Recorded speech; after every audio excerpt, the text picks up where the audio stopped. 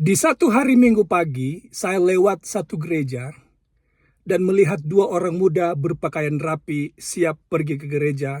Pakaian mereka putih hitam sambil menghafalkan 10 hukum Allah. Kemudian saya mendekati bertanya, kenapa kalian menghafalkan 10 hukum Allah? Mereka menjawab singkat, oh itu adalah wajib bagi kami sebelum kami mengikuti upacara sidi. Nah, sidi ini saudara saya tidak atau kurang mengerti, mungkin ini adalah penabisan anak-anak muda ini sebelum mengikuti upacara perjamuan atau apalah gitu ya. Tapi anak-anak muda ini bersama beberapa orang yang lain, ada banyak mereka sebenarnya, siap untuk mengikuti upacara itu di hari Minggu tersebut. Dan mereka diwajibkan untuk menghafalkan 10 hukum Allah. Saya tidak tahu sekarang, itu pada beberapa tahun yang lalu. Nah, poin saya adalah sangat ironis, anak-anak muda ini diminta menghafalkan 10 hukum Allah, tapi pada akhirnya diajarkan untuk menolak 10 hukum Allah dan mengatakan 10 hukum Allah tidak berlaku lagi karena kita berada di bawah kasih karunia. Saudara dengarkan, kasih karunia Allah tidak membatalkan hukum. Hukum akan terus ada setiap kali saudara berdosa, hukum mendakwa saudara.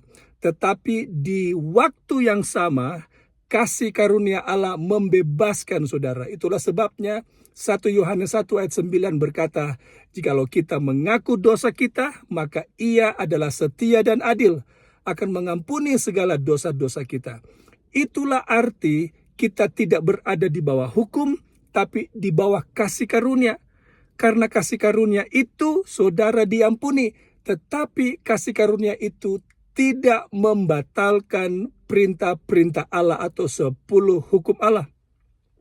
Saudara yang kekasih, hari ini kita masih mengenal dosa.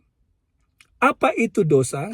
Dosa berdasarkan Alkitab 1 Yohanes 3 ayat 4, dosa adalah pelanggaran hukum. Nah, kalau saudara katakan hukum Allah itu tidak berlaku lagi, bagaimana mungkin kita tahu atau kita kenal apa itu dosa hari ini?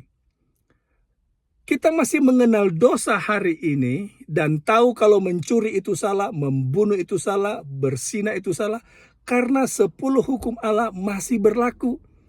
Yang tragis adalah atau ironi adalah kebanyakan orang Kristen mengakui 9 hukum yang lain masih berlaku bagi orang Kristen atau bagi semua manusia, tetapi tidak yang nomor 4.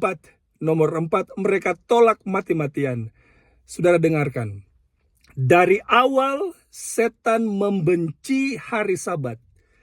Ia menyerang hari Sabat, ia tidak suka dengan hari Sabat.